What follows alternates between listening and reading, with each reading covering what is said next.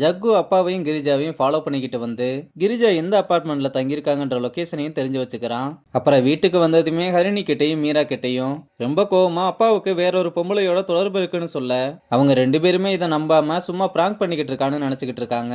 அவரை வேற ஒரு பொம்பளையோட பார்த்தேன்ற நீ என்ன பிராங்க்னு சொல்லிக்கிட்டு இருக்க? சரி எங்கடா பார்த்த? இன்னைக்கு நான் டிஜே பண்ண போன ஈவெண்ட்ல தான் பார்த்தேன். ஏன்டா ஒரு பொம்பளையோட போனாலே எஃப்ஆர்னு அர்த்தமா? அந்த பொம்பளை அங்க எல்லார்கிட்டையும் ஹஸ்பண்ட்னு இன்ட்ரோ கொடுத்துக்கிட்டு இருக்கு.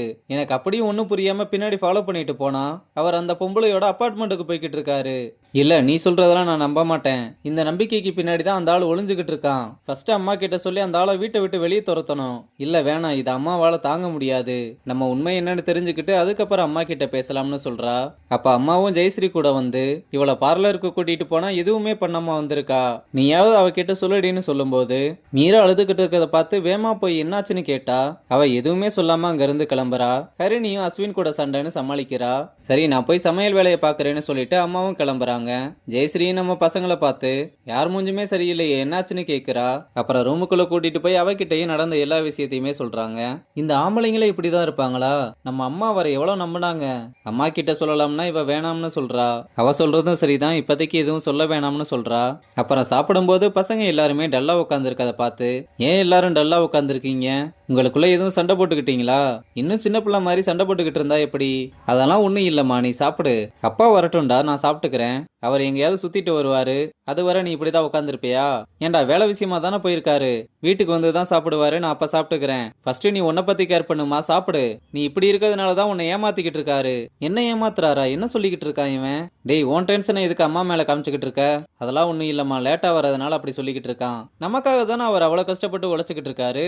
நீங்களே இப்படி சொன்னா எப்படி? எனக்கு நான் எப்ப சாப்பிடணும்னு நல்லா தெரியும். ஃபர்ஸ்ட் நீங்க எல்லாரும் சாப்பிடுங்க. அப்புறம் நாளைக்கு உன்னை பொண்ணு பார்க்க வரும்போது மாப்பிள்ளை வீட்டுல இருந்து ஏதாவது கேள்வி கேட்டா பொறுமையா பதில் சொல்லு. நல்ல இடமா அமைஞ்சா அப்பா சீக்கிரமாவே கல்யாணம் வச்சுக்கலாம்னு சொன்னாரு. மாப்பிள்ளை மட்டும் அப்பா மாதிரி பொறுப்பா இருந்தா போதும்னு சொன்னதும் ஜக்கு கோவமா அங்க இருந்து கிளம்புறான். என்னாச்சு இவனுக்கு, ஏன் இப்படி இருக்கான்? அவன் ஏதோ வேலை டென்ஷன்ல இருக்காமா, விடுமான்னு சொல்றா. அப்புறம் ஃப்ரெண்டுக்காரன் கால் பண்ணி எங்கடா போயிட்ட, மது உனக்காக சாப்பிடாம வெயிட் பண்ணிக்கிட்டு இருக்கான்னு சொல்றான். சரி நீ அவகிட்ட போனை கொடு. எங்கடா போனா, பாதியிலே கிளம்பிட்ட? ஒரு எமர்ஜென்சி அதான் கிளம்பிட்டேன். என்னாச்சுரா, எதுவும் ஹெல்ப் பண்ணணுமா? இல்ல அதெல்லாம் ஒண்ணும் இல்ல, நான் பாத்துக்கிறேன்னு சொல்லிட்டு காலை கட் பண்றான். அப்புறம் பசங்க எல்லாருமே அப்பா பண்ணதை நினைச்சு ரொம்ப சோகத்துல உட்கார்ந்து இருக்கும் போது ஜக்கு அப்பாவோட வண்டி வந்ததை பார்த்ததும் எல்லார்கிட்டயும் வந்து அப்பா வந்துட்டாருன்னு சொல்றான்.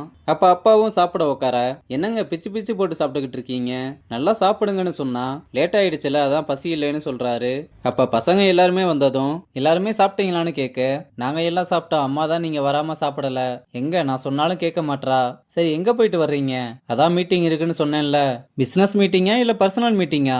டேய் இப்ப எதுக்கு அப்பாவை கேள்வி கேட்டுக்கிட்டே இருக்க?